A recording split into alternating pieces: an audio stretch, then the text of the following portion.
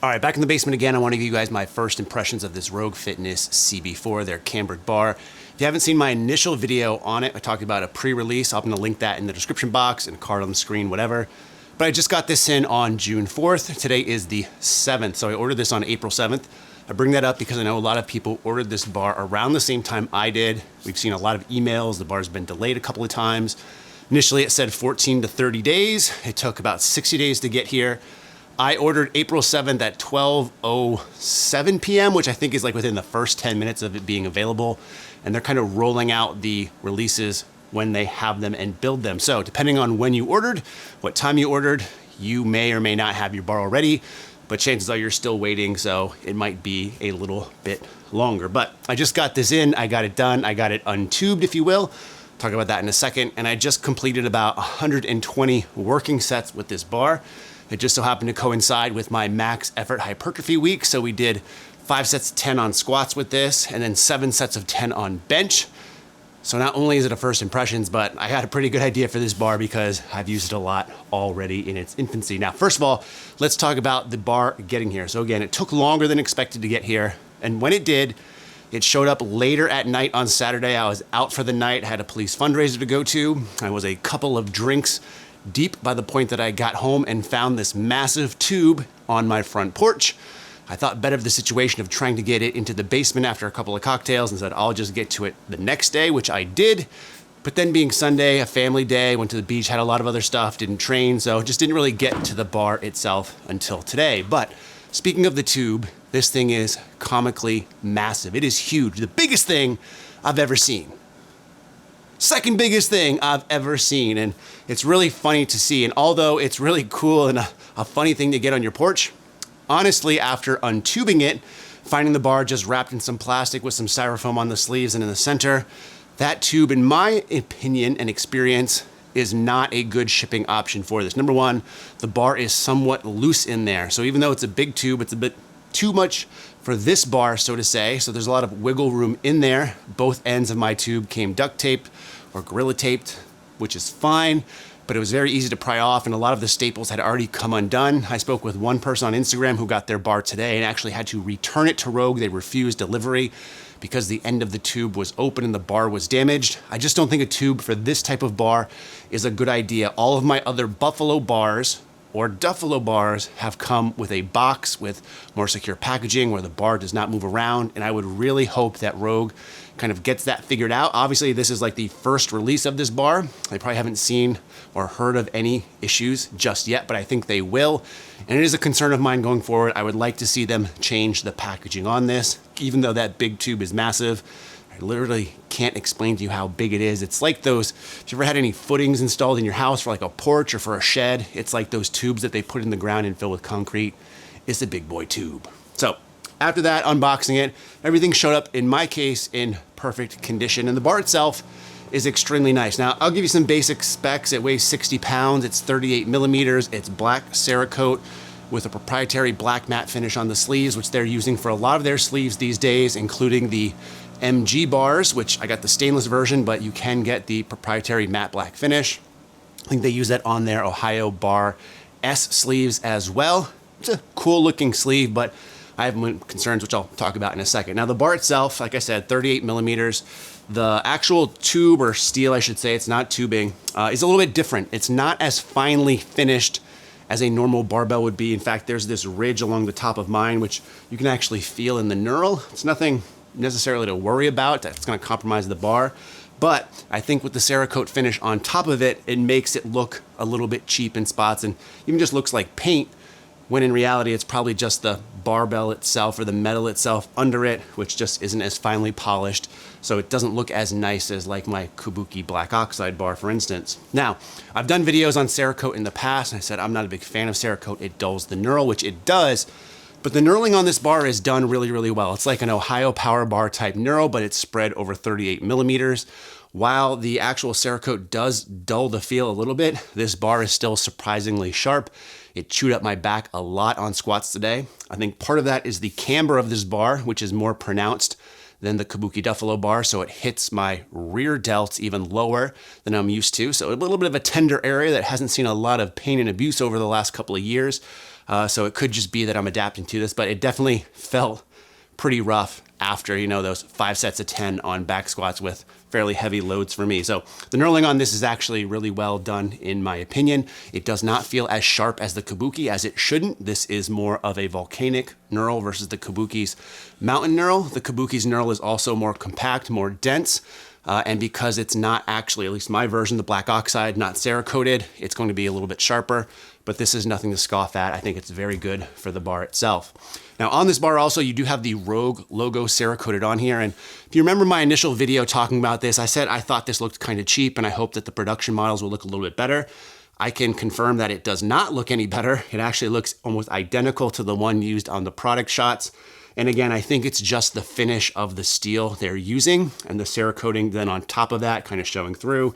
It just doesn't look like a high-end barbell, which it is for $500. So again, I'd like them to clean that up if they could somehow. I don't know if that means polishing the bar, whatever the case may be, but I think a lot of people will get this and say, oh, you know, they're letting their quality slip, which I don't think is the case. I just think they could take a couple of steps to make this bar look even nicer because overall it is a very nice bar. Now, one of the things I was also kind of sad about is they dropped the double T logo for this, the Terry Todd logo, which they used at the Arnold Strongman. I would have really liked to see them continue doing that. I mean, they're Cerakoting their logo on it already. Terry Todd's a huge inspiration for a lot of people, and he's done a lot for the strength community. It would have been a nice kind of thank you to him to continue using his initials and this bar instead of saying the CB-4, which is fine. There's a lot of great connotations that come along to mind with CB-4.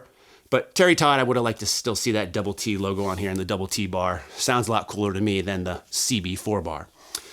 So in use, this thing works really well. I mentioned the camber is more pronounced than the Kabuki, but to be honest, in use, I didn't really feel that way. I didn't feel like it was wrapping around me any more than the Kabuki does. Part of that might be with the bigger girth on here. This is 38 millimeters as mentioned compared to the Kabuki, which is 32.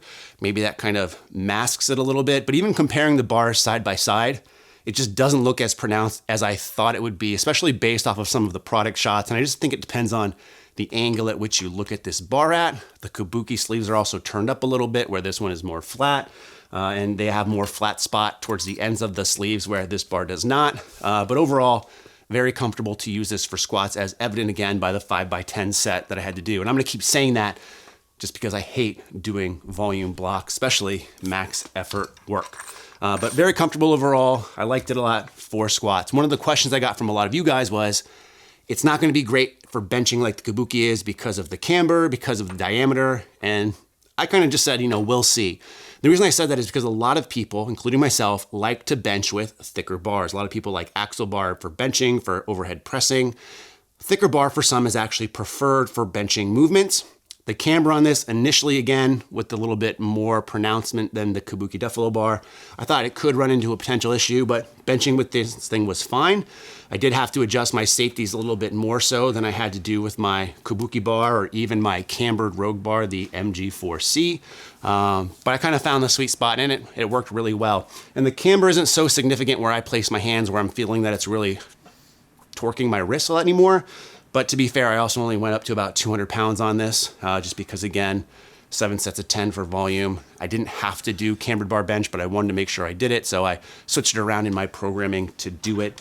And overall, it moved okay, right? Even more range of motion, which I think over time could help build some chesticles on your old man in the basement over here. So overall, benching and squatting, we're completely fine with this.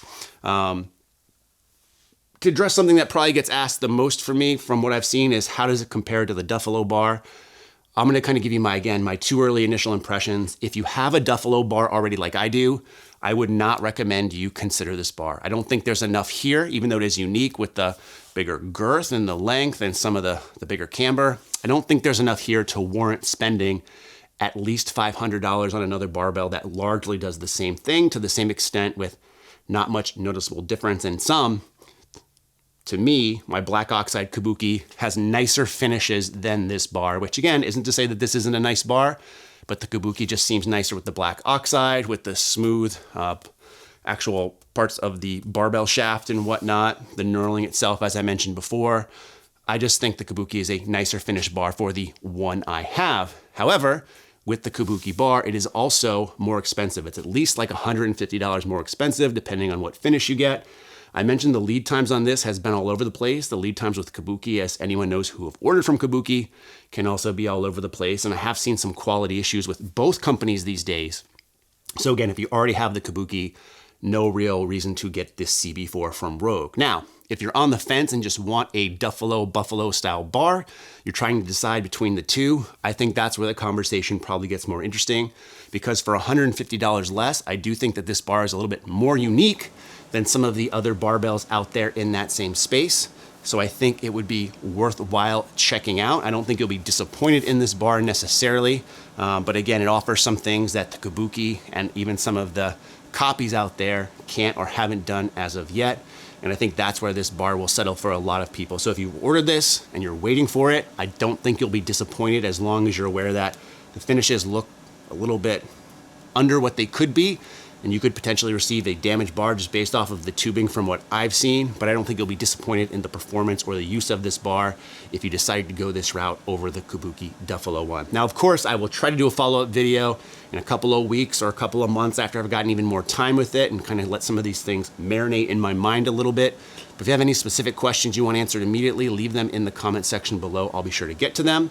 And before I sign off, the last thing I wanted to talk about, as it comes to the top of my mind, as these videos are unscripted, are the sleeve finish. So I mentioned that they're this proprietary matte black finish.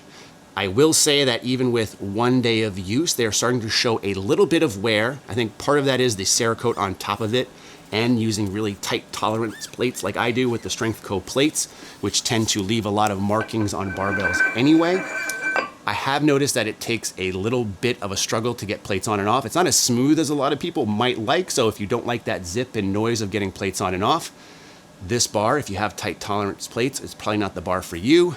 A lot of that stuff will wipe off, however, but again, it's just one of those things where it's a brand new bar and it's gonna show a little bit of wear initially, unless you're a really cleanliness person that likes to wipe down your barbells after every use case, which surprisingly, I am not one of those people. I will on occasion, but not every time, but most of the time. So hopefully that answers any question that you had. Again, general first impressions, leave any comments or questions you have in the comment section below. But in the meantime, as always, thanks so much for watching and stay big.